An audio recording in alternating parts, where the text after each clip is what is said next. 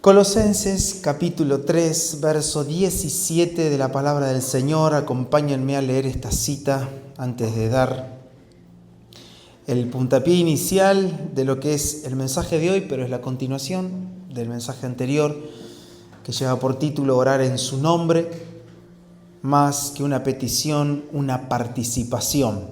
Colosenses capítulo 3, versículo 17. Dice, y todo lo que hacéis, sea de palabra o de hecho, hacedlo todo en el nombre del Señor Jesús. Padre, una vez más, vamos a ti, Señor, en humildad, en temor, en temblor, pidiéndote que mediante tu Espíritu Santo puedas hablarnos, utilizar palabras, expresiones, ejemplos, figuras, lo que quieras hacer, solo tienes que hacerlo. Y que el sentir que hay en mi corazón, que sé que de ti viene, Señor, sea el mismo sentir que vayas arrojando en el corazón de todos los que estamos reunidos en este auditorio, para que no solo podamos ser uno en el sentir, sino también que en la medida que pase el tiempo seamos uno en nuestra manera de pensar, uno en nuestra manera de actuar. Señor, somos tuyos, nuestra mente está abierta, el corazón está preparado y los sentidos de nuestro espíritu sensibles para escuchar tu palabra.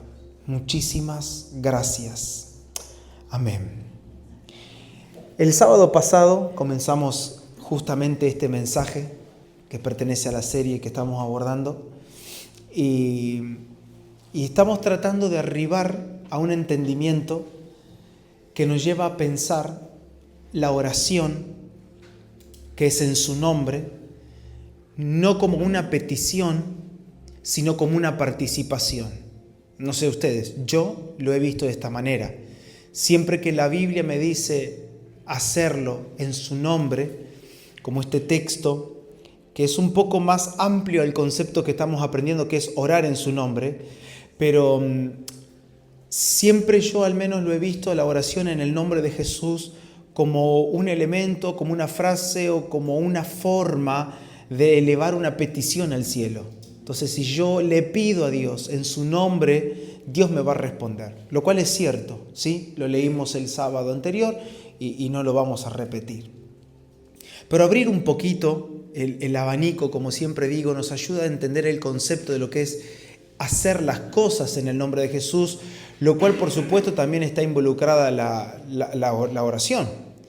Es orar en su nombre, pero como dice Pablo a los Colosenses, todo lo que hagan, sea de palabras, entraría a la oración, o sea de hecho, háganlo todo como para el Señor, háganlo todo en el nombre del Señor Jesús. Y aprendimos algo simple pero profundo. No es una fórmula mágica decir en el nombre de Jesús al final de la oración para que las cosas sucedan, sino que tiene que ver con algo que está siendo formado en mí. Y este es el camino de la cruz. Este es el propósito de Dios para todos nosotros, es que perdamos nuestro nombre. Lo aprendimos el sábado anterior. Cuando perdemos nuestro nombre, podemos ganar el suyo. No puedo alcanzar al Señor sin perder lo mío. Y esta es la base y ese es el fundamento del Evangelio. Mientras que todavía sigamos arraigados, atados a nuestros deseos y a nuestra elección de vida, no podemos llegar a la vida del Señor, a lo que Él preparó para nosotros. Por eso, llegar a entender del nombre, y hemos pasado con esos ejemplos, históricamente, sobre todo para el pueblo de Israel, el nombre no era algo así nomás, y significaba muchas cosas. Cuando se le elegía un nombre a la persona que iban a ser, sea mujer o sea varón, lo que se estaba marcando era el propósito, el destino de la persona, el carácter. Muchas cosas iban marcadas dentro del nombre. Por eso en la historia bíblica observamos que Dios se ocupa y se encarga de cambiarle el nombre a muchas personas. Esto a nosotros nos enseña, como aprendimos, de que ahora nosotros fuimos bautizados en su nombre. ¿Qué significa? Fuimos sumergidos en el nombre de Jesús. Perdiendo lo nuestro, ahora llegamos a Él. Por eso que estando en Cristo, todo lo que hacemos, lo hacemos en el nombre de Jesús. No se trata de que cuando yo haga algo esté diciendo en el nombre de Jesús, en el nombre de Jesús, en el nombre de Jesús. No, se trata de que su nombre esté siendo formado en mí. Su carácter. Que yo haya abrazado su propósito. Que yo haya abrazado su destino, que yo haya abrazado esa esencia y esa esencia de Cristo me haya absorbido por completo y yo en el correr del tiempo me vuelva la expresión del mismo Señor. Pero llegamos a esta conclusión y es acá donde hemos terminado el fin de semana anterior. Mientras nuestro nombre siga vivo, su nombre será solo una palabra o una fórmula mágica, como dije hace un ratito. Sin embargo, cuando nuestro nombre muere, el nombre de Cristo Jesús se vuelve en nosotros vida, autoridad y poder. Vida, autoridad y poder. Eso es lo que Dios está formando en nosotros. Y así comienza el trabajo de Dios en todos nuestros corazones. Comienza, como lo hemos aprendido durante todos estos largos meses, con algo tan pequeño, con algo tan ínfimo. Y yo compartía, no recuerdo si con ustedes o con los hermanos en Chivilcoy, de que todo lo de Dios comienza pequeño, todo lo de Dios tiene apariencia pequeña o apariencia que quizás te lleva a rechazarlo. ¿Quién va a querer algo que sea, como por ejemplo, miren, ¿de qué estaba cubierto el tabernáculo? Dice que estaba cubierto con piel de tejón. O sea, no había nada atractivo de afuera. Y a veces Dios está cubierto de cosas que no nos seducen en primera instancia. Tenés que tener una experiencia viva con el Señor. Por eso Él llega a comparar al reino de los cielos. Jesús claramente lo compara como la semilla de un grano de mostaza. La compara como una pizca de levadura que entra en el corazón. Todo es pequeño en el reino. Su inicio es pequeño. El Salvador vino y nació como un bebé en Belén. Todo es insignificante, todo es...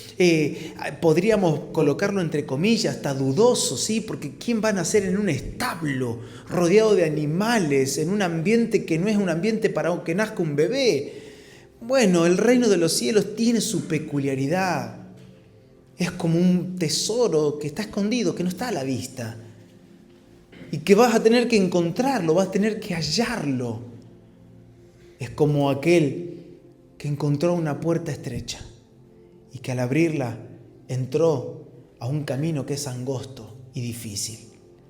El reino de los cielos se reduce al principio, parece chiquito, todo pequeño, parece que nada tiene sentido en el reino de los cielos. Sin embargo, usando todas estas analogías, encontramos que ahí hallamos la vida. Acompáñenme a leer este texto de Efesios 6:18 y vamos a seguir encaminados, pero quería poner este marco recordando algunas cosas que nosotros venimos hablando. Efesios capítulo 6, verso 18, y vamos a tener en cuenta que este texto o este versículo que nosotros vamos a leer ahora está rodeado de un contexto en donde Pablo viene hablando de la iglesia y específicamente viene mostrándole a la iglesia de Éfeso cuál era el perfil que iba a tener la iglesia si la comparamos con un soldado. ¿Recuerdan? ¿Sí? La armadura del creyente. Bueno, ese es el contexto. ¿Sí? El casco de la salvación, los pies calzados con el apresto, ¿sí? Con el deseo de proclamar el evangelio, el escudo de la fe, el cinturón de la verdad. ¿Recuerdan? La espada de la palabra. Pero una vez, y entremos en contexto porque esto es muy importante. Una vez que Pablo termina y finaliza de describir las herramientas que utiliza un soldado, llega al verso 18 y lo expresa de esta manera. orando en todo tiempo, con toda oración y súplica en el Espíritu, y velando en ello, con toda perseverancia y súplica por todos los santos. ¿Lo leemos de nuevo?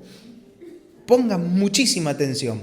Orando en todo tiempo, con toda oración y súplica. ¿En dónde? En el Espíritu. Y velando en ello con toda perseverancia y súplica por todos los santos. Ahora, cuando me detengo acá, yo observo que Pablo ya sacó a la oración de la armadura del creyente y la presenta ya como una vida. No la presenta como algo que el soldado tiene, sino como algo que el soldado ya está experimentando. Como la iglesia comienza a experimentar no la oración como una herramienta, y ahora más adelante lo vamos a aclarar un poquitito más, pero déjenme hacer este spoiler. No como una herramienta, no como algo que se añade, sino como algo que se vive, como algo que lo vivís. Es un hábito, una manera de vivir, orando en todo tiempo, con toda oración y súplica en el Espíritu, velando, teniendo perseverancia y orando en súplicas por todos los santos. Ahora, hay dos enseñanzas. Bueno, en realidad es una, ¿sí? Voy a aclararlo. Hay una enseñanza, pero déjenme partirla en dos. ¿Estamos de acuerdo? ¿Me van a seguir? Permítanme partir esta enseñanza en una enseñanza explícita, que es lo que sí está diciendo, y en una enseñanza implícita, es, diciéndolo de otra manera, una enseñanza que está entre líneas, que no te lo está diciendo, pero te lo está dando a entender. La primera, la explícita, ¿qué está diciendo? Que la oración debe hacerse en el Espíritu. Muy bien, en el Espíritu. Así que ya te está diciendo que no es una obra de la carne. Es en donde la oración en el Espíritu. Es decir, que la oración es guiada y es sostenida por el Espíritu de Dios. Y que la oración, vayan anotando estas cosas acá y en el corazón, porque la implícita va a tener más sentido. La oración que es en el Espíritu, la cual es sostenida y es guiada por el Espíritu Santo, es una oración que siempre persevera. No decae nunca. Es una oración que te mantiene en alerta. Te hago esta pregunta para ustedes que son tan sabios, astutos e inteligentes. ¿La astucia es una herramienta en el soldado o algo que ya está en su carácter, es parte de su vida? Esto es la oración. No es que el soldado pasa por la armería y dice, ay, llévate un poquito de astucia, ¿no? Ay, llévate un poquito de estar alerta. No, es parte de tu vida como soldado. Así presenta la oración. Como aquello que está en el soldado, provisto de todo tipo de herramientas: salvación, palabra, proclamación del Evangelio, fe, verdad. Todo está en el soldado. Pero no alcanza, al menos, que este soldado no esté alerta. Porque ¿de qué te sirve tener toda la ropa adecuada? Como he escuchado en estos meses, y siempre hablo con Vicky y le digo, hay una frase que me molesta mucho, y es cuando un creyente que se autopercibe estar en lo correcto dice, porque en esta verdad que nosotros caminamos, y como que los otros están caminando en un engaño. No juzguemos, tampoco estemos diciéndolo de esa manera, porque no sabemos, no conocemos el corazón de las otras personas, qué proceso están pasando, qué están escuchando, en qué están creyendo.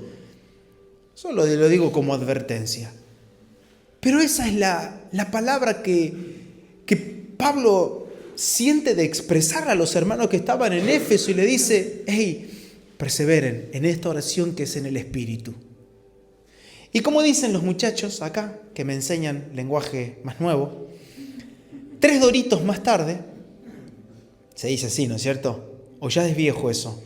Váyanme actualizando ustedes, me hacen con la cabecita como diciendo, bueno, te la perdonamos, está bien. Adelantando más de nosotros, ¿sí? nos encontramos con un mensaje de Cristo a la iglesia de Éfeso en Apocalipsis. Una iglesia que había perdido el primer amor.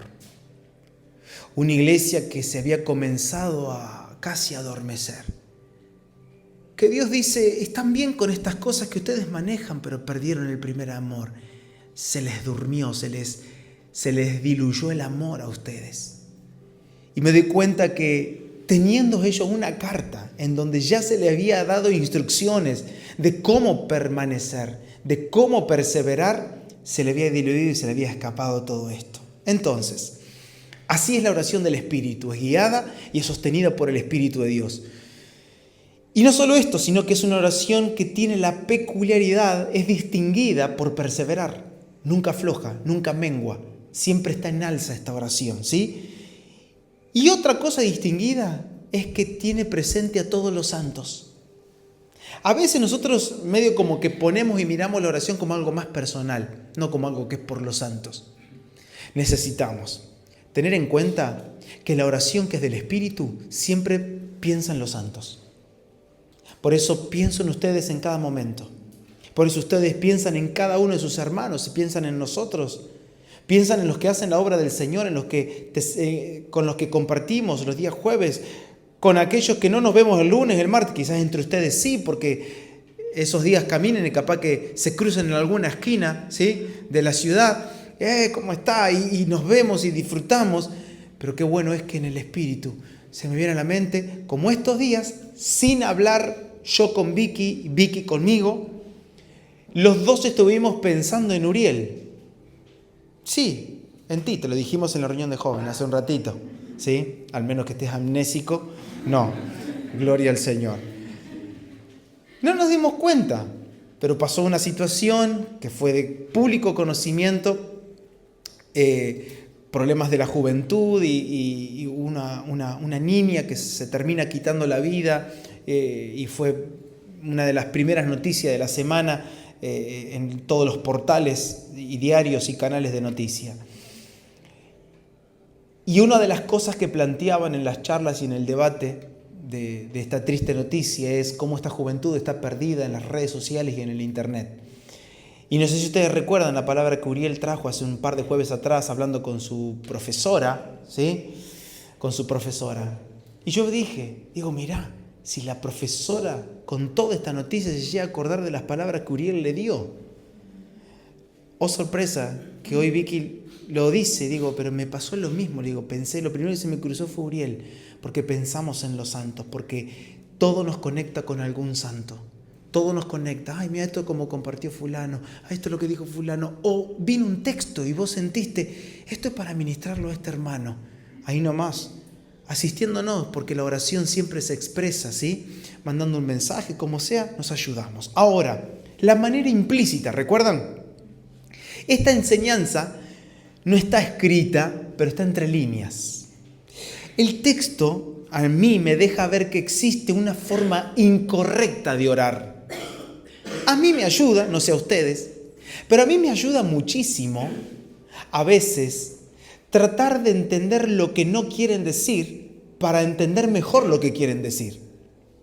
A veces yo cuando hablo tengo que aclarar, hermanos, amigos, yo no quiero decir esto. ¿Por qué? Porque cuando digo lo que no quiero decir, aclaro más lo que quiero decir. A mí me ayuda mucho. Y me gusta mucho esta manera de observar los textos. La enseñanza implícita a mí me deja ver cuál es la forma incorrecta de orar. En primer lugar, una oración que no es guiada por el Espíritu de Dios. ¿Cómo me atrevería yo? ¿Cómo nos vamos a atrever a llevar adelante una oración que sea bien carnal? Pura carne, pura alma. Que no esté sostenida por el Espíritu, que no es guiada por el Espíritu de Dios. Una oración que termina siendo superficial, una oración que termina siendo casi mecánica. No sé si un día te descubriste orando algo mecánicamente. En mi caso, siento que muchas veces cuando oramos por alguna situación es muy mecánico todo lo que hacemos. Hace mucho tiempo atrás, muchos años atrás, exhorté a mis hijos en amor cuando tenemos la costumbre de orar por los alimentos. No, así no. No, hay gente que está apurada, ¿no? Para comer, porque tiene hambre. Oh, Padre, gracias por la alimento. Amén. No, pará. No lo hagas. Para hacerlo así, la oración tiene que ser guiada por el Espíritu. Como siempre digo, miramos hacia adentro. Encontramos la razón. Señor, gracias. Tú cuidas de las aves. Cuidas de nosotros. Gracias por la comida. Gracias por el dinero que nos diste. Las fuerzas, la salud para trabajar. Es la manera de orar con la conciencia del Espíritu, no en la carne. Pero a veces me he encontrado orando así, medio mecánicamente, ¿no? Como que ya sabemos cómo es la oración, ¿sí? Entonces, y lo peor de todo esto, que cuando la oración no es guiada por el Espíritu, termina estando centrada en nosotros mismos, en lo que a nosotros nos pasa, en lo que nosotros queremos, lo que nosotros sentimos, para dónde queremos ir, Señor, en nombre de Jesús, y no me gustaría que esto pase, rescatame, Señor, y todas esas cosas que se trata de nosotros. Entonces, esta idea de la que estoy planteando se puede relacionar un poco, bueno, bastante, con la enseñanza que Jesús trae de la oración, señalando a los fariseos. Y son dos textos, no los busquen, pero yo me los marqué acá para leérselo rápido, porque los fariseos tenían la peculiaridad de tener oraciones hipócritas, oraciones mecánicas, oraciones de la carne, no eran del espíritu. Perseveraban en sus tradiciones, no perseveraban en la guía del espíritu, no tenían luz en sus ojos. Y Jesús se lo dice así, anótenlo para llevárselo a casa, Mateo 6:5. Cuando ores, no seas como los hipócritas, porque ellos aman el orar en pie en las sinagogas y en las esquinas de las calles para ser visto de los hombres. De cierto os digo que ya tienen su recompensa. ¡Wow! Oraban para ser vistos por los hombres. Lucas 18:11, verso 18:11, sí, bien digo, verso 11 y 12 dice, el fariseo, es la oración del publicano y el fariseo. Pero el fariseo puesto en pie, imagínate, claro, querían llamar la atención. Se paraban en medio de la sinagoga. Háganse la imagen. Puesto en pie, oraba consigo mismo de esta manera. Me gusta esta expresión. Oraba consigo mismo, o sea, una oración de él para él. Claro, porque a él le hacía bien la oración. No importa si Dios la escuchaba o no. Dice, oraba consigo mismo de esta manera. Dios, te doy gracias, porque no soy como los otros hombres, ladrones, injustos, adúlteros, ni aún como este publicano. Ayuno 2 veces a la semana, doy diezmo de todo lo que gano. ¡Oh! ¡Qué oración se clavó! Creo que más carnal que esta no la supera nadie, ¿eh? Centrada en sí mismo y dice que oraba para sí, porque le daría placer. Entonces, siento que de manera implícita o de manera indirecta, Pablo está enseñándole a la iglesia cómo es la oración. Y quiero cerrar esta primera idea, que vayamos a esto, es en el espíritu. Más allá de todo lo que podemos sentir, más allá de todo lo que podemos estar experimentando hoy en día en nosotros, nuestras dificultades, las adversidades, las aflicciones que estemos pasando, ir al Espíritu de Dios para entender, para oírlo, para interpretar cómo es la oración que Él está haciendo dentro de nosotros. Algo queda en claro, y es que la oración es en todo tiempo y es en el Espíritu. No hay un tiempo para la oración. Oramos en todo tiempo, y esa oración que es en todo tiempo muchas veces nos va a absorber carne y alma también, y nos va a arrastrar a estar encerrados en una habitación, a estar a solas en la cocina de mi casa con un mate, a suplicar, a doblar mis rodillas, a ponerme en pie, a sentarme en un sofá. No sé cómo la oración que es en todo tiempo puede manifestarse, pero sé que lo hace. Entonces no es que existen dos tipos de oraciones, la que haces a sola y la que es en todo tiempo. No, es que la oración que es en todo tiempo, la que es en el Espíritu, quiere expresarse a veces y toma tu cuerpo, toma nuestra carne para doblarla literalmente, para sentarla, para apartarla en un lugar silencioso, para escuchar al Señor sus respuestas. Entonces, ¿qué significa orar en el Espíritu? ¿Están preparados para la respuesta súper reveladora que tengo para darle en esta noche? ¿Están preparados? Orar en el Espíritu es lo contrario a orar en la carne. Así de fácil. Orar en el Espíritu es lo opuesto a orar en la carne. Y a ver ahora, si responden ustedes, ¿qué es andar en el Espíritu? Lo contrario a andar en la carne. ¿Se dan cuenta que las respuestas no son difíciles? Que las Escrituras nos dan muchísimas herramientas y muchísimas palabras para entender. Entonces, lo que yo veo es dos maneras de presentarme en la oración. Dos maneras de llevar adelante la oración. Son dos vidas completamente diferentes orando. Dos naturalezas completamente diferentes orando. Dos géneros totalmente opuestos llevando deseos y súplicas delante del Señor. Y como lo venimos abordando en estos últimos tiempos, también con los hermanos en Chivilcoy, andar en el Espíritu es algo mucho más profundo que imitar cosas espirituales. Y a veces limitamos nuestra vida cristiana a las imitaciones que podemos tener, pero andar en el Espíritu implica ser conformados y ser alineados con la vida del Espíritu de Dios que habita en nuestro interior. Andar en el Espíritu es percibirlo, es sentirlo. Es decir, Espíritu, ¿por dónde me estás llevando? Espíritu Santo, ¿hacia dónde caminamos?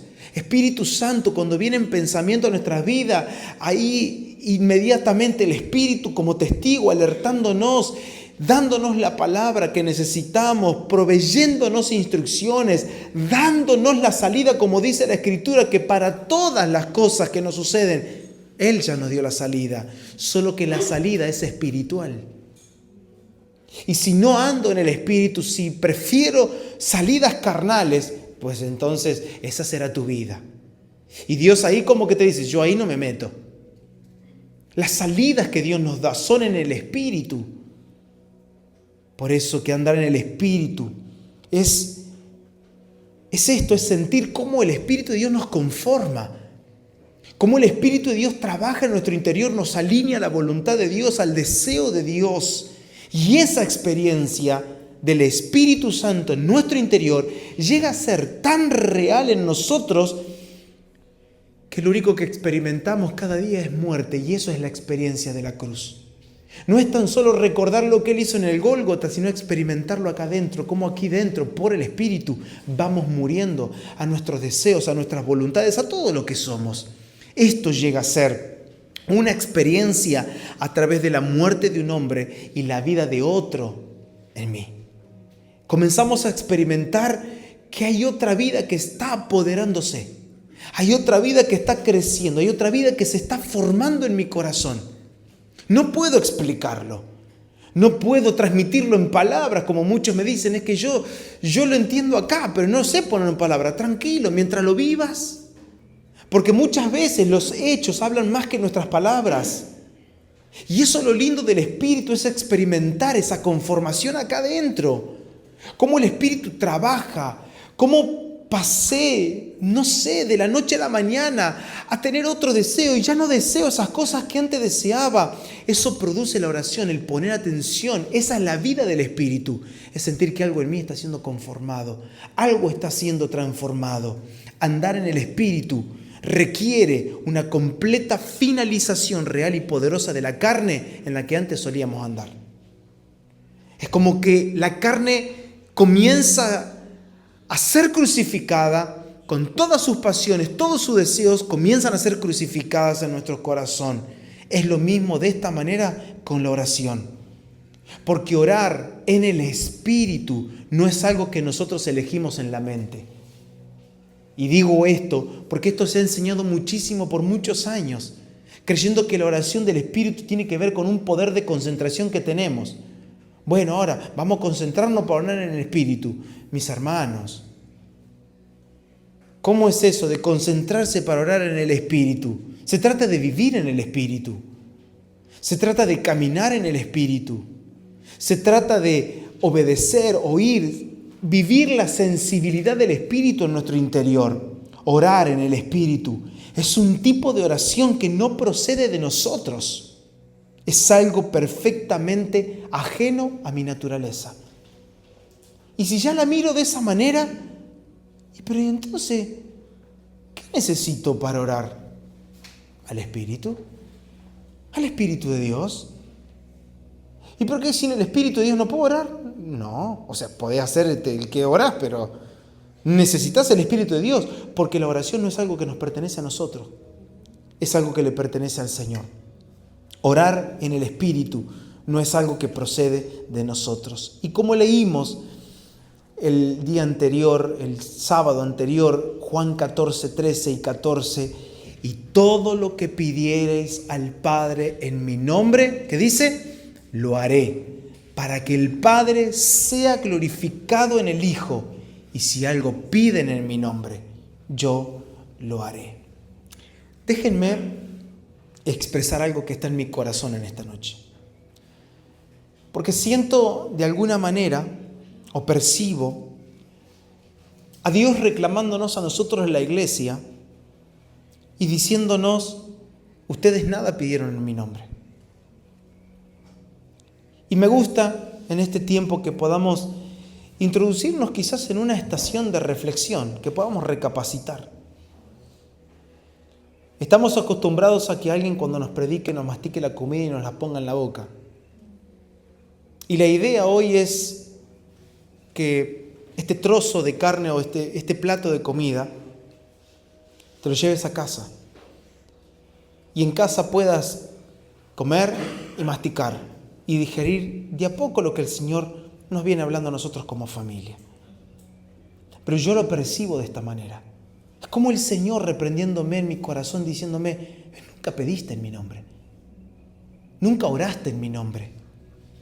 Pidieron muchas cosas, oraron un montón, pero hasta ahora no saben lo que significa orar y pedir en mi nombre. Si serviste en tu propio nombre, viajaste en tu nombre, oraste en tu nombre, serviste a los santos en tu nombre, muchas cosas en tu propio nombre. Y la pregunta que yo me hago es si verdaderamente conocemos este nombre, el nombre de Cristo Jesús siendo formado acá adentro, no siendo expresado aquí en la lengua, en nuestra boca, siendo formado aquí dentro. Cristo como Señor está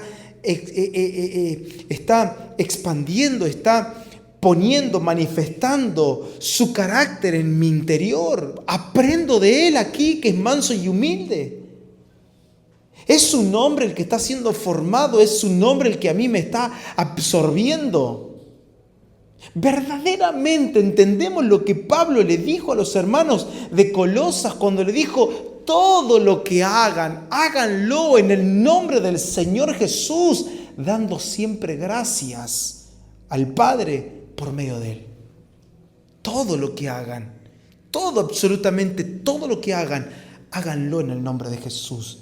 Y la pregunta que yo me hago con mucha sinceridad y mucha honestidad delante del Señor es, ¿realmente entendemos, conocemos este nombre? ¿Qué experiencia estoy teniendo con este nombre? Porque la oración del Espíritu es algo que le pertenece a su nombre. Y esto significa que es totalmente diferente a lo que nosotros conocemos en la carne. Debemos considerar lo que Dios pide. Esto es orar en su nombre y orar en el Espíritu. Ir hacia adentro. Y como siempre digo, no para mirarnos a nosotros mismos, sino para poder discernir lo que el Espíritu está clamando aquí en el interior. Y yo a veces percibo el clamor del Espíritu en mi interior, intentando forjar, intentando ajustar, intentando destruir algo que me pertenece a mí, tratando de instaurar, de replicar, de anotar, de registrar en mi corazón lo que es de Dios. Y muchas veces en las obras de nuestra carne o en nuestras costumbres o en nuestras tradiciones impedimos que el Espíritu de Dios trabaje en nuestros corazones y en nuestra mente. ¿O acaso no fue la promesa del nuevo pacto esta? Escribiré mis leyes en sus mentes, las voy a trazar en el corazón. Esta es la pregunta. ¿Puedo discernir la obra de Dios en mi corazón? Si hoy tendrías que agarrar un cuaderno y anotar todo lo que Dios está trabajando en tu corazón, ¿puedes hacerlo? Yo creo que sí. Pues entonces puedes orar a partir de eso. Si la oración comienza a estar basada en el trabajo de Dios aquí dentro, puedo asegurarte que tendrá coherencia esa oración. Y que el Padre ya está sabiendo lo que está haciendo en tu interior, porque es su intención, es su voluntad. Y cuando mi petición se une al sentir que Él tiene del trabajo en mí, esa oración es poderosa. Y todo lo que pidan en su nombre, yo lo haré. Pablo se lo dijo a los romanos de esta manera, Romanos 8:26. Dice, y de igual manera, el Espíritu nos ayuda en nuestra debilidad. Punto y coma aparece ahí. Y a mí me gustaría poner pausa aquí. El Espíritu nos ayuda en nuestra debilidad. ¿Hay algún débil acá? A ver. Sí, bien. Vinimos todos hoy.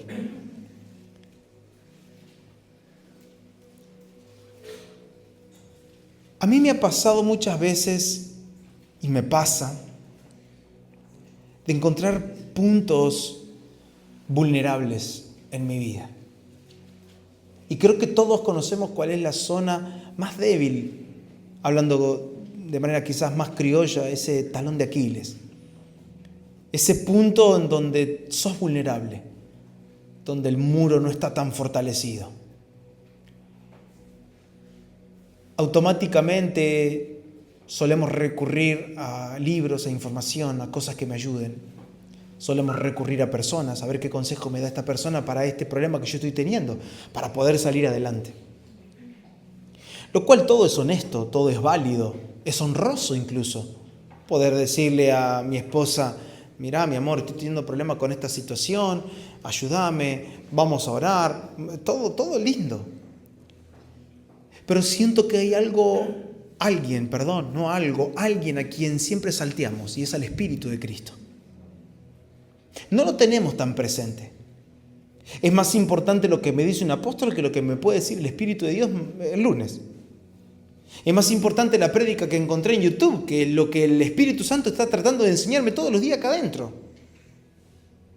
¿Y por qué nos pasa así? ¿Por qué somos tan vanidosos? Y perdón, pero me pongo yo, ¿no? Pero si alguno quiere sumarse a esta fila. A veces estamos tan cargados de vanidad que es más importante y parece que la ayuda mejor va a venir de una persona. ¿Y cómo hago para salir adelante de esta situación? Etcétera. Hay un montón de situaciones y me encanta esta expresión. Dice, y de igual manera el Espíritu nos ayuda en nuestra debilidad. En el día de tu debilidad, vuélvete al Espíritu de Dios y trata de ver y de entender lo que Él habla y te muestra. Porque la salida que Él prometió darnos siempre fue, es y será una salida del Espíritu. El Espíritu es el consolador. El Espíritu es el pedagogo, como lo aprendimos hace un par de fines de semana atrás. El Espíritu es el que intercede por nosotros, y esto es lo que dice. ¿Por qué? Porque en el momento de debilidad, nuestra carne va a buscar ayuda en cualquier lado. Y lo dice de esta manera, pues ¿qué hemos de pedir como conviene? No lo sabemos. ¿Te pasó seguro? Los momentos más difíciles de tu vida ni sabes ni cómo pedir. ¿Cómo te pido esto? Otros dicen, es que ya no me da la cara para pedir a Dios esto porque ya se lo pedí 1000 veces. Es que en la carne nunca pedimos como conviene. Pedimos como le conviene a la carne. Pero como conviene en mayúscula, no lo pedimos. Pues ¿qué hemos de pedir como conviene? No lo sabemos. Pero el Espíritu mismo intercede por nosotros con gemidos indecibles. Qué maravilloso es hallar al Espíritu de Dios interceder aquí dentro. Interceder aquí dentro. Por eso se nos llama casa de oración. Porque la casa no es la que ora, sino que el que está dentro es el que ora. Somos una casa de oración. Y dentro de nosotros hay una oración constante. Por eso es que oramos en todo tiempo. No porque yo estoy hablando todo el tiempo, sino porque el que vive y gobierna en mí habla todo el tiempo. Él es el que está intercediendo al Padre a cada segundo de mi existencia en esta tierra, con gemidos indecibles, con gemidos, con palabras que yo no puedo descifrarlas, no puedo entenderlas, pero algo está pasando aquí dentro de mi corazón. Algo está sucediendo aquí dentro. Y esas palabras que el Espíritu tiene delante del Padre son las palabras que terminan haciendo un trazo en el corazón tan profundo que quedan grabadas como una experiencia de vida y quedan grabadas como límites. Quedan grabadas esas palabras como lumbreras. Esas palabras quedan grabadas como señales en el camino para el día de la decisión. Y esa es la experiencia que vivimos y que percibimos. A veces caminamos, a veces estamos, pero sentí de hacerlo así. No sé, tuve un sentir en mi espíritu. Es que ese sentir quedó grabado cuando Él oró. Esas son las palabras del Espíritu que quedan marcadas a fuego en el corazón. A fuego. Es acá que la oración ya deja de tratarse de palabras correctas. No sé si te ha pasado de caer en esa tentación de querer tener las mejores palabras a la hora de orar. También es vanidad. También es vanidad. No, porque ahora como que se me complica orar con esta nueva revelación. Es que no se trata de palabras correctas de las cuales siempre vamos a carecer, sino que se trata de la mente correcta y de la naturaleza correcta. Mente correcta y naturaleza correcta. Ahora, es acá donde me encuentro en un punto bisagra que va a añadir y va a completar esto que estamos diciendo. Porque es en este ejercicio de la oración en el Espíritu que la verdad de Dios comienza a trabajar en nuestro corazón. La verdad comienza a trabajar de una manera tan fuerte y tan espectacular que nos lleva a vivir a la oración como una realidad. La verdad de Dios trabajando en el corazón nos sumerge a nosotros en la realidad de Dios. Y comenzamos a percibir, y esto es lo que tiene la oración del Espíritu, comenzamos a percibir la realidad de Dios cuando oramos en el Espíritu. Cuando estamos concentrados en lo que el Espíritu está haciendo, cuando estamos concentrados en lo que el Espíritu está logrando en nosotros. ¿Qué hace la verdad acá dentro de mi corazón? Recuerden que el Espíritu de Dios, ¿a dónde nos va a guiar siempre? A toda verdad. Estamos quizás anclándonos y repitiendo o reforzando, mejor dicho, cosas que hemos aprendido sábados anteriores. El Espíritu nos va a guiar a toda verdad. Y de manera práctica yo podría decirles a ustedes que cada vez que nos encontramos con la palabra verdad, es la palabra realidad. Si el Espíritu de Dios a mí me guía a la verdad, yo estoy siendo guiado a la realidad de Dios, no a la fantasía, no a las palabras, no a lo aparente. Estoy siendo llevado a la realidad, al corazón, a la profundidad de Dios. Y es acá que siendo guiados por el Espíritu a la verdad, siendo guiados por el Espíritu paso a paso en cada obediencia a la realidad de Dios, es allí donde mi alma encuentra una presión para orar, no una obligación, una presión. Y ahora lo vamos a aclarar. Encuentra mi alma el deseo, encuentra mi alma que no hay otra cosa que pueda hacer más que rendirse en oración. Porque la oración, en este punto, cuando la realidad de Dios comienza a ser real en mi diario vivir, la oración del Espíritu deja automáticamente, pongan atención, de ser una disciplina. Y vamos a derribar otro ídolo que teníamos. Hay que ser disciplinado en la oración, hermano. No. La oración nunca puede llegar a ser una disciplina porque la Biblia no lo presenta como una disciplina, como una vida. Ya lo dijimos, pero vamos repitiendo para afirmar estos pensamientos. Si el nombre de Cristo es real en nosotros, si el nombre de Cristo Jesús es real, algo va a pasar y es que yo voy a ser constreñido, yo voy a ser obligado, ¿sí? De alguna manera vamos a ser controlados por el Espíritu de Dios para la oración. Y ya deja de ser la oración algo que yo le termino ofreciendo a Dios, sino que la oración termina siendo algo que Dios me está ofreciendo a mí. Dios dándome a mí la oportunidad de entrar a un ámbito de realidad. Entonces, orar es participar de la mente de Dios. Orar es participar de la carga que Dios tiene y del propósito que Dios tiene. Y debemos permitirle a Dios cortar todo lo que está en nuestra alma y no pertenece a Él, sencillamente por esto que estamos hablando. No sabemos nosotros orar. Nosotros no sabemos orar, y lo dijimos el sábado anterior. No sabemos cómo es orar en el Espíritu. No entendemos, tenemos que aprender a orar. Y el Espíritu nos enseña, y la enseñanza del Espíritu siempre es experimental, nos lleva a la experiencia. Y quizás hoy podemos reconocer que muchas veces hemos hablado y hemos hecho cosas en el nombre de Jesús, como dijimos, pero realmente la hemos hecho en nuestro nombre. No lo sé. Pero qué diferente es cuando oramos y accionamos en el nombre de Cristo Jesús. Todo lo hacemos desde la mente, desde la naturaleza y desde la vida de Cristo. Entonces, acá llegó al punto que quería decirles hoy.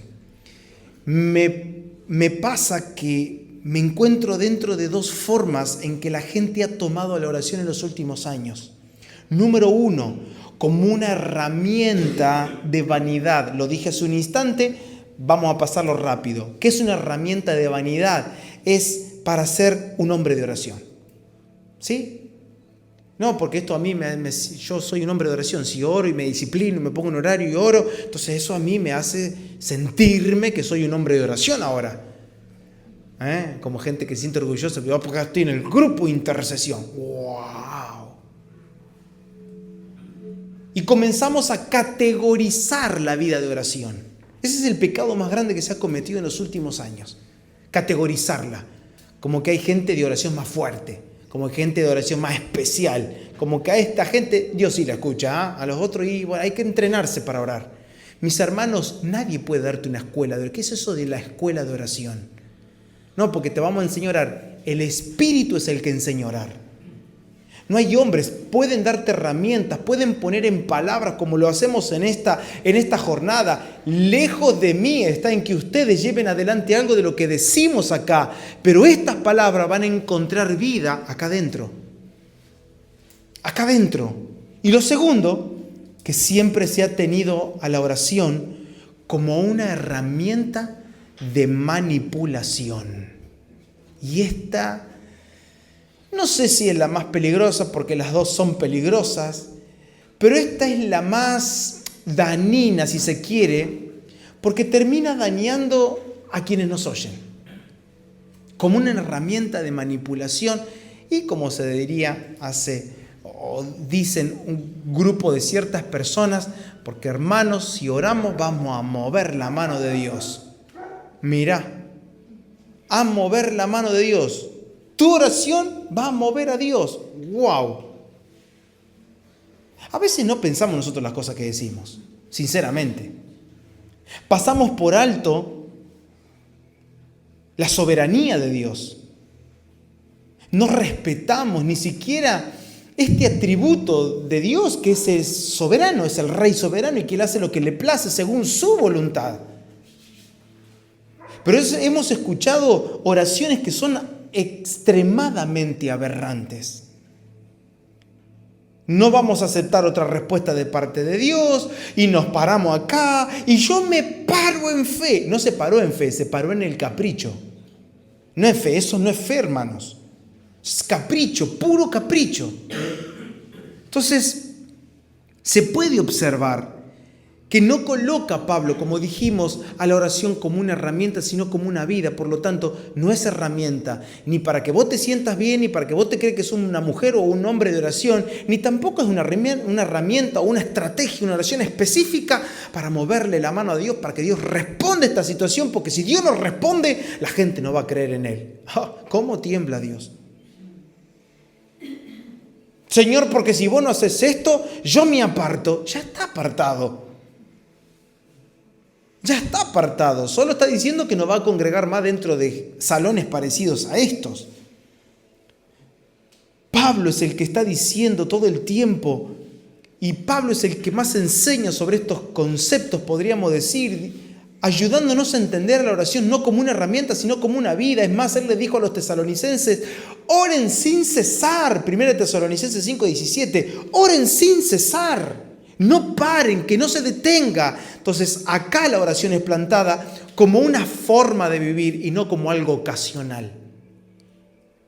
Y si me están siguiendo en el espíritu, en lo que estoy tratando de decir, vamos a entender esto que voy a decir y quiero denunciarlo, pero en amor lo quiero denunciar. Que nadie salga herido, que nadie lo tome personal, pero necesitamos poner estas cosas a la luz de las Escrituras para entender cosas que a veces hacemos y ni tenemos ni idea de lo que estamos haciendo. Pero una cosa sé, que cuando hacemos lo que no entendemos, casi siempre le ofendemos a Dios y contristamos al Espíritu Santo. Y tomamos objetos, cosas, realidades del Espíritu para nuestra carne, para acomodar, para tratar de manipular a Dios, etcétera, etcétera. En un mundo de tanta hostilidad, la oración le da vida a nuestro espíritu. Pero cuando oramos es solamente en ese momento que nosotros podemos sentir el respirar de Dios, la realidad de Dios en nuestro interior. Y esto es la oración, es estar todo el tiempo constreñidos por la verdad. Y yo pensaba en esta realidad que a veces nos toca vivir, porque a veces, parado frente a la oración como una herramienta, surge la necesidad, y ustedes lo han visto, incluso hasta los más ateos arraigados lo hacen, cadena de oración. Es entonces que acá yo entiendo a la oración como algo ocasional, y esto quiero denunciarlo. Yo no estoy juzgando los sentimientos, no estoy juzgando las intenciones. Todo esto quizás puede nacer de un corazón puro, basado en una necesidad real de las personas, las cuales no se discuten. Pero mis amados hermanos, se los suplico en el nombre del Señor, nunca tomen y miren la oración como algo ocasional de la vida. Que no se corte la cadena. Es que la oración no se corta porque es vida. Comenzamos a tener frases y comenzamos a introducirnos en caminos bastante peligrosos, en donde a veces, no digo siempre, esas cadenas o esas cosas que la gente larga de oración terminan siendo más la necesidad imperiosa de que Dios haga esto, que Dios accione de esta manera o que Dios responda de esta otra manera. Por eso es que necesitamos comprender que si el Espíritu de Dios no trabaja en nuestro interior, y si por el Espíritu no puedo ver el trabajo que Él está haciendo acá adentro, mi oración va a ser pura carne. Mi oración va a ser inmediatamente una herramienta. Mi oración va a querer entrar en las armas de la disciplina. No, porque este mes me propuse a estar más disciplinado en la palabra y en la oración. Ustedes lo escucharon seguramente, hasta algunos de ustedes habrán sido como yo. ¿Cómo puedes disciplinarte en algo que es vida?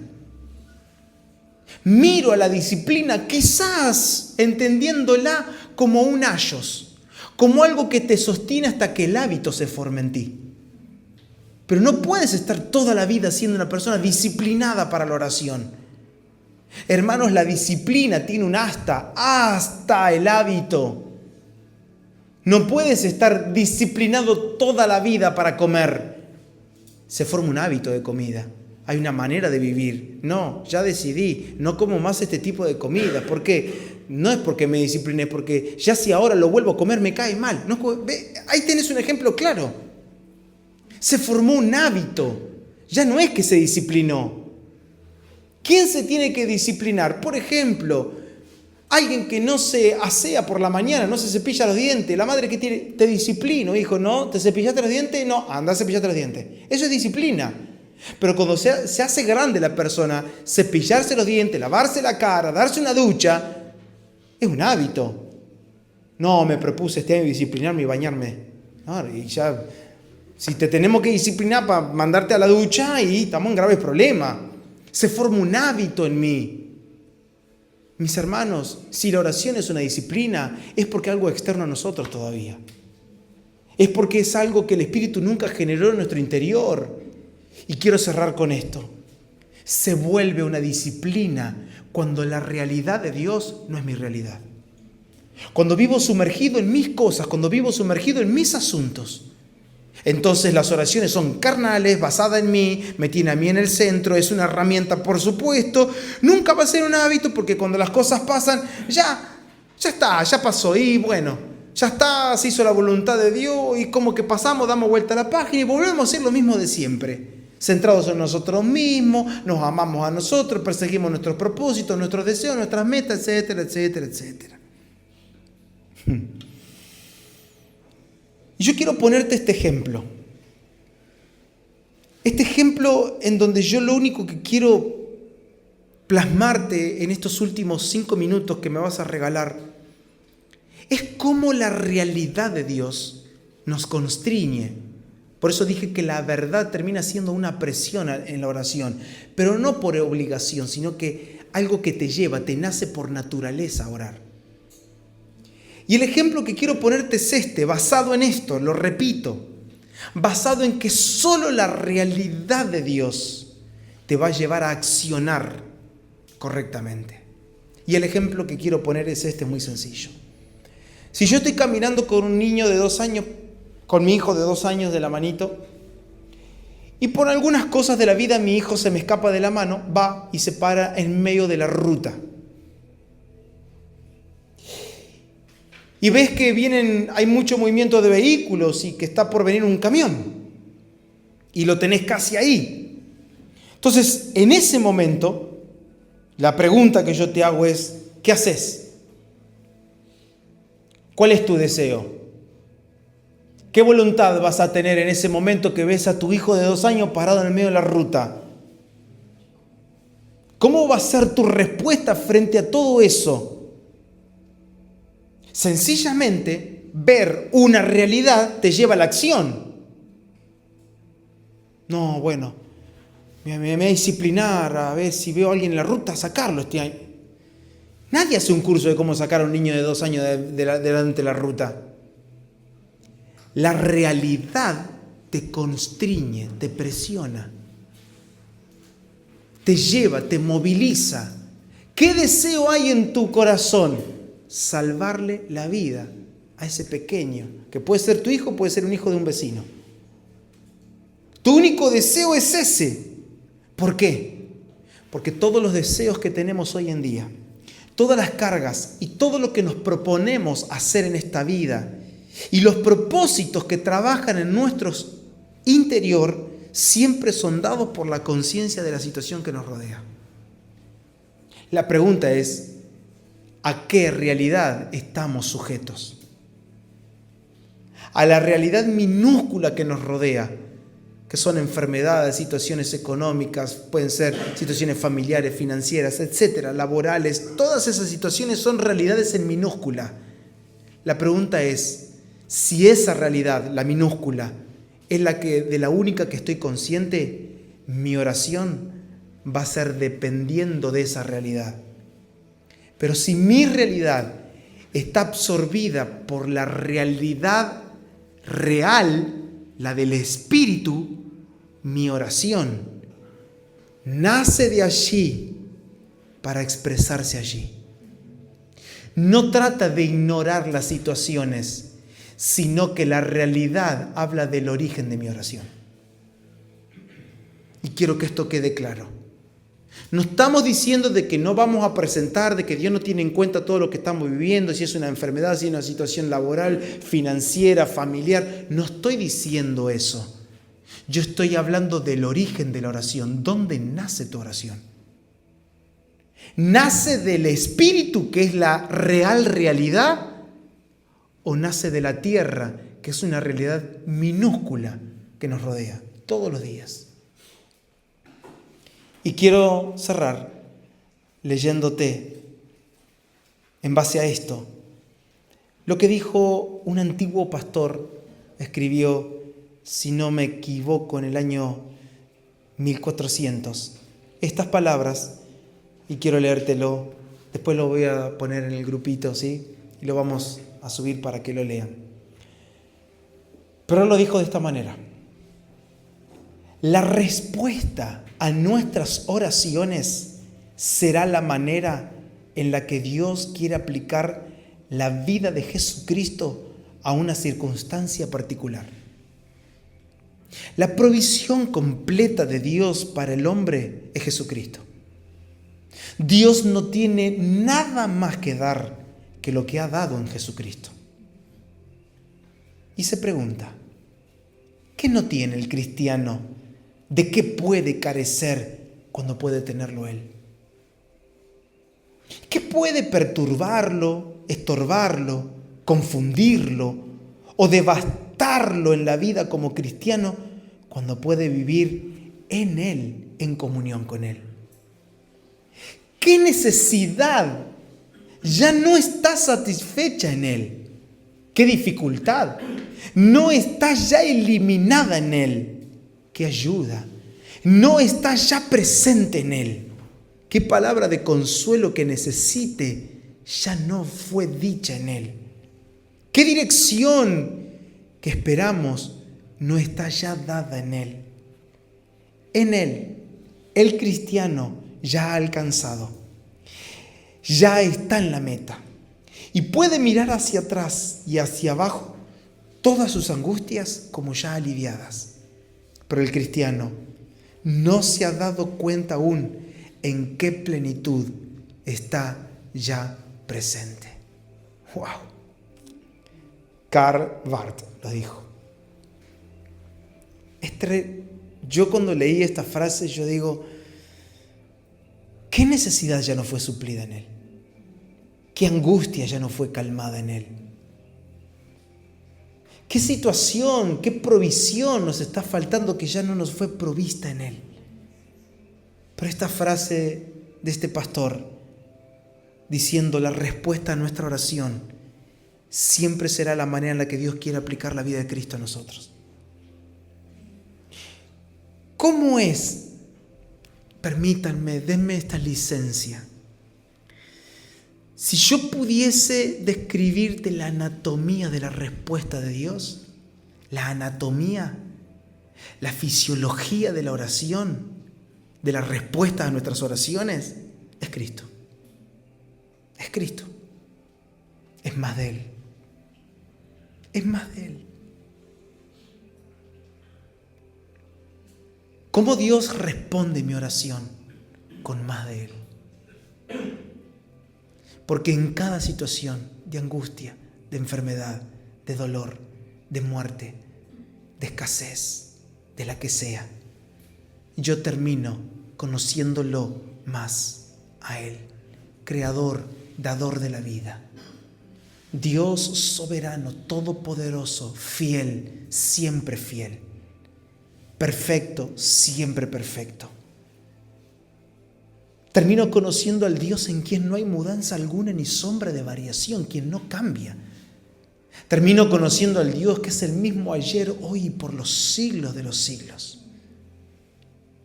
Cada respuesta a nuestras oraciones es un poco más de Cristo añadido a mí, por la obra del Espíritu Santo en nuestro interior. Clama a mí. ¿Recuerden cómo comenzamos la serie? Clama a mí y yo te responderé. Pero yo voy a responder mis respuestas, no las tuyas. Y te mostraré y te enseñaré cosas grandes y ocultas que tú no conoces. Y te pregunto, ¿qué es acaso lo que no conocemos? Yo necesito conocer a Cristo cada día de mi vida. Cada día de mi vida. Yo no sé la situación que estás pasando. Desconozco también cuáles fueron tus oraciones en los últimos minutos, cuáles fueron tus oraciones en las últimas semanas. Yo desconozco cuál es la petición que arde en tu corazón. Necesidad de justicia, necesidad de libertad, necesidad de provisión, necesidad de amor. No sé cuál es la necesidad. Yo solo una cosa tengo para decirte de parte de Dios en esta noche. Ha llegado la respuesta a tu vida a través de la persona de Jesucristo. Y conociéndolo a Él, tienes todas las respuestas, porque Él es la respuesta a todas nuestras necesidades. Y pero vos decís, pero pastor, esto es abstracto. Yo, ¿para qué quiero a Cristo? Yo lo que quiero es comer. Sí, pero tú conoces a la persona que cuida de ti. Conoces al que te provee. Conoces al sanador. Hay gente que quiere la sanidad, pero no al sanador. Hay gente que quiere el milagro, pero no al que hace el milagro. Hay gente que quiere la provisión, pero no al que provee. Hay gente que quiere solo la libertad en esta área, pero no quiere al libertador. Hay gente que quiere la palabra, pero no quiere al mensajero. Y la manera en que Dios responde las oraciones es así. Él no te da la respuesta concreta, Él no te da la palabra que justo estabas necesitando, Él te da al mensajero. Viviendo aquí dentro, internado aquí dentro. Y tú dentro de ti portas a un libertador, portas a un sanador, manifestándose en todo tiempo y en todo lugar conforme a la voluntad del Padre, porque Él mismo lo dijo. Todo lo que yo veo hacer al Padre, eso hago. Y todo lo que oigo del Padre, eso hablo. Lo que significa que muchas veces el Padre estará en silencio. Y muchas veces Dios no actuará conforme su buena voluntad. Porque no se trata de que nuestros caprichos se lleven adelante. Se trata de que el propósito de Dios sea visto en esta vida. Produciendo alegrías, produciendo tristezas, produciendo momentos de llanto y momentos de carcajadas, produciendo tantas cosas en nuestra carne y en nuestra alma, las cuales podemos comprendernos los unos a los otros cuando atravesamos momentos difíciles. Pero Él sigue siendo Dios. Y nos unimos en este sentir que tuvimos hace 3 semanas atrás. Dios nos está llevando a conocerlo a Él. No tanto cómo Él actúa, sino más bien quién es Él. Y como expresó Vicky en este jueves en el living que tuvimos, serle fiel se trata de conocerlo a Él. Serle fiel se trata de conocer una medida de Cristo en mí. Y a esa medida yo me abrazo y no me suelto. Y te soy fiel en esto poquito que he conocido de ti. Y no te suelto, porque en ti, Señor, realmente lo tenemos todo. Te invito a que cierres tus ojos.